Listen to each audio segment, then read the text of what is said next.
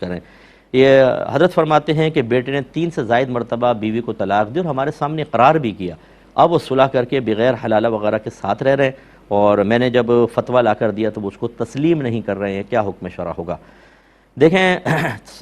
حضرت عمر فاروق رضی اللہ تعالیٰ عنہ کے بعد تو خاص طور پر، ورنہ نبی کریم صلی اللہ علیہ وسلم کے زمانے میں اور صدیق اکبر رضی اللہ تعالیٰ عنہ کے زمانے میں بھی جب رحمت کونین صلی اللہ علیہ وسلم نے محسوس فرمایا کہ شوہر کی 3 طلاقوں کی نیت تھی تو آپ نے 3 ہی کو نافذ فرمایا۔ جیسے کسی نے 1000 طلاق دی تو 3 کو نفاذ فرمایا، باقی سب کو لغو قرار دیا۔ اور جہاں میرے آقا صلی اللہ علیہ وسلم نے یہ اندازہ فرمایا کہ طلاق اس نے 1 دی تھی اور 2 مرتبہ اپنے یہاں کے کلام کے اسلوب کے اعتبار سے 2 مرتبہ اس کی تاکید ذکر کی تھی، نئی طلاق دینا مقصود نہیں تھی، وہاں آپ نے 3 کو 1 بھی قرار دیا ہے۔ جیسے ہم کہتے ہیں یار پانی پلا دو، پانی پانی،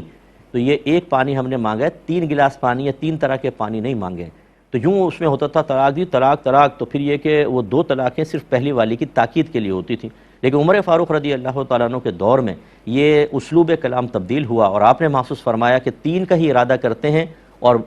ہیلا کو یوں کر لیتا ہے کہ نہیں میرے تو 1 کا ارادہ تھا، میں نے تاکید کی، تو پھر آپ نے فیصلہ فرمایا کہ نہیں ہم 3 طلاقوں کو 3 ہی قرار دیں گے، اور یہ مجتہد کر سکتا ہے، اچھی طرح یاد رکھیں اس میں اس کو اختیار ہوتا ہے۔ جیسے کہ آپ نے عورتوں کو مسجد میں آنے سے روکا، حالانکہ نبی کریم صلی اللہ علیہ وسلم اور صدیق اکبر رضی اللہ تعالیٰ عنہ کے دور میں عورتیں مسجد میں آتی تھیں، تو عورتیں سیدہ عائشہ صدیقہ رضی اللہ تعالیٰ عنہا کے پاس آئیں کہ دیکھیں حضرت عمر نے عورتوں کو مسجد میں آنے سے روک دیا ہے۔ آپ نے کیا ارشاد فرمایا کہ اگر میرے سرتاج دنیا میں ظاہری طور پہ جلوہ افروز ہوتے، اور جس طرح عورتیں فیشن کر کے اب باہر نکل رہی ہیں رحمت کونین صلی اللہ علیہ وسلم ملاحظہ فرماتے، تو آپ بھی عورتوں کو مسجد میں آنے سے روک دیتے۔ اس کا مطلب یہ ہے، سیدہ عائشہ نے سمجھایا کہ تم بظاہر سمجھ رہی ہو کہ عمر فاروق نبی کریم کے قول کی مخالفت کر رہے ہیں، ظاہراً تمہیں ایسا لگ رہا ہے، لیکن حقیقتاً وہ مزاج رسول کی موافقت کر رہے ہیں، اور یہی اصل ہوتا ہے۔ اسی طرح حضرت عمر فاروق نے طلاق کے بارے میں فیصلہ کیا کہ اگر سرکار اس دور میں ہوتے تو اسلوب کلام کے تبدیل ہونے کی بنا پر آپ بھی اصل فیصلہ فرماتے، اور صحابہ بھی اس پہ متفق ہوئے۔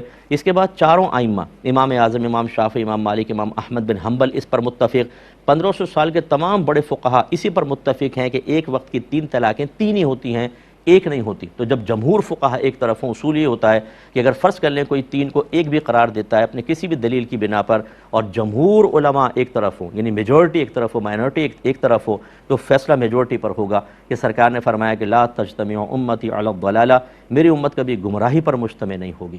تو یہ گمراہی عقیدے کی بھی، کبھی امت